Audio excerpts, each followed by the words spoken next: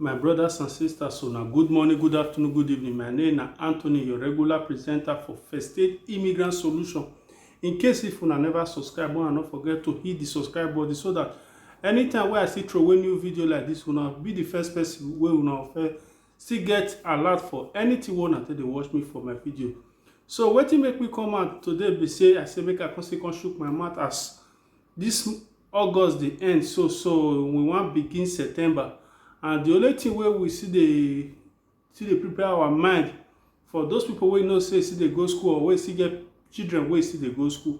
Now say make I come shook our mouth put as the holiday they finish. Now say make I see let us know concerning the bonus wey still come out during this our holiday period wey an office take come out. So wetin be this bonus? One of them na be this bonus PC and internet. So this bonus PC and internet, so now be the new bonus where government can see put hands together, can say for those people where you know say e go start school for September.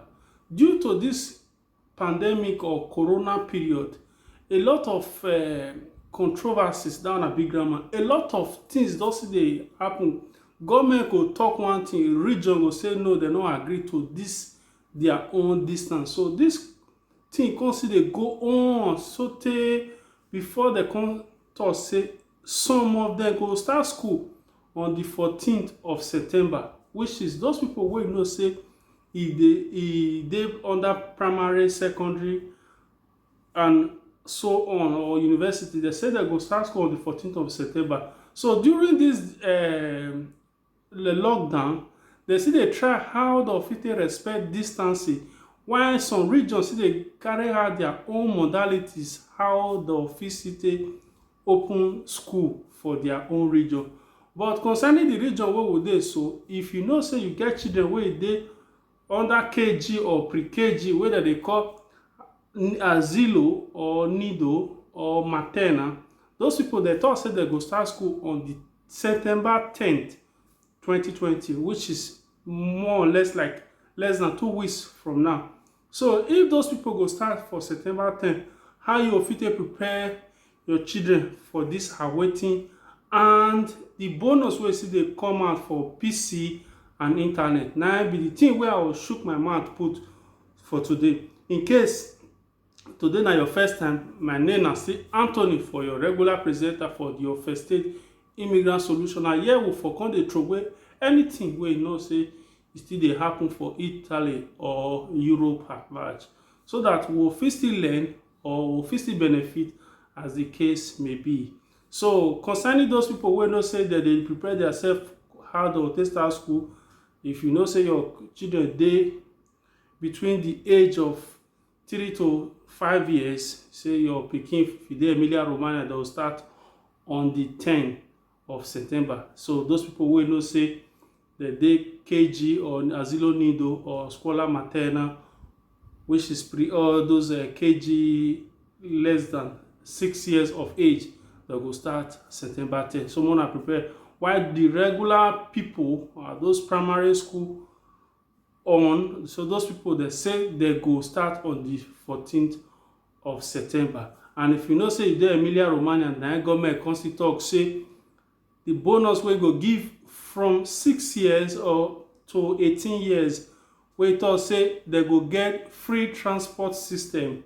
Now our president for Emilia Romagna and I talk say he go give all students in 18 years of age where they secondary school, say they'll give them free transport system. So make I come back to this bonus what make me come say me I still come out today. So for this lockdown, a lot of bonus still throw away, it still happen, but I look the one way it go favor us. Now I say make I come shook my mouth during this holiday period. If you know say you get house, you want to renovate your house, bonus dey where they renovate house. But a lot of people not see they show interest for that one, because people wey get house, their own private house, they very few. So that one still they see go ask information. If you know say you want to go and once you buy this electric scooter. This electric scooter, if you want to go buy am, bonus still dey, but you must spend some money before you fit get the bonus, because of say this electric scooter so or electric bicycle, all those one na see another thing wey still come out during this holiday period. If you know say once you go ask information, if you are interested, if you go buy. But the one wey I know say everybody wey go fit benefit from na be bonus PC and internet. So if you know say you get family and your IZER less than 20,000 euro in a year, and your IZER must be valid for this year and less than 20,000 euro, government come talk say e go give voucher for 300 for to buy PC or tablet or any electronic device wey you fit encourage you to fit take connect to internet, so that if school don start, say maybe some people get coronavirus, dem no fit go school again, you fit still dey use on distance learning take dey connect to their teacher for school. So na im make government bring this one to fit take encourage people so that dem fit still take get computer, because of say during this lockdown a lot of family no get computer at all. Na phones wey no even still get access to internet na most of them get. So a lot of children were being locked at home without doing anything, wey dem no dey do any learning at all. Na government bring this bonus. So if your IZER less than 20,000 euro, you go fit apply for this bonus. They'll give you voucher for 300 euro for PC or tablet, while 200 euro go to connectivities. That one na big grammar. Now those 200 euro go for Ethernet connection. So the Ethernet connection must be from 30 megabit per second. That one na the speed of the Ethernet.